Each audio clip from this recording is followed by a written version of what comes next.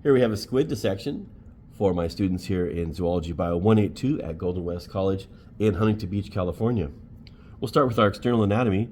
Here we have two lateral fins, and then this structure here is referred to as the mantle, and here I'm grabbing the mantle.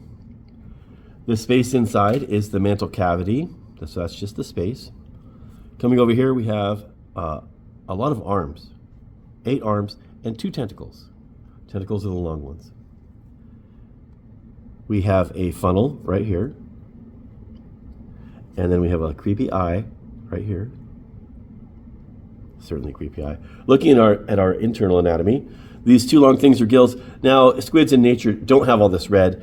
This was injected with red latex to help us, and the person injecting the red latex was having a great day with the red latex. It's way too much in here. But anyway, here's our ink gland or ink sac. Again, those are our 2 sets of gills. Squids have 3 hearts. This little disc right here, that little disc, is a brachial heart, pumps blood to that gill set. And then we have a systemic heart, and it's roughly triangular. I'm going to trace it right here. Usually it's quite firm. There's our systemic heart, and it pumps blood to everywhere else except the gills. This sac right here, which shouldn't be this red, again, everything is very red, is the cecum. It's a kind of a storage area for food.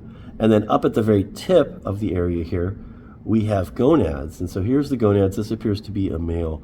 I don't mind if you know if it's testes or ovaries. Just call them gonads, and that's fine.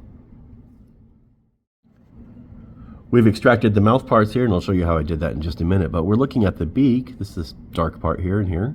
I've broken the bottom one off so that we can expose the tongue-like structure right here. And if you kind of rub it with your blunt probe, it's a little. You can hear a little sound. Maybe not with this particular microphone, but that's the radula.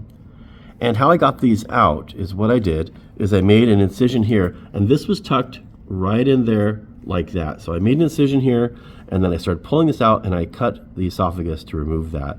And so out it came, and then I broke off that bottom beak to expose the radula and the beak once again.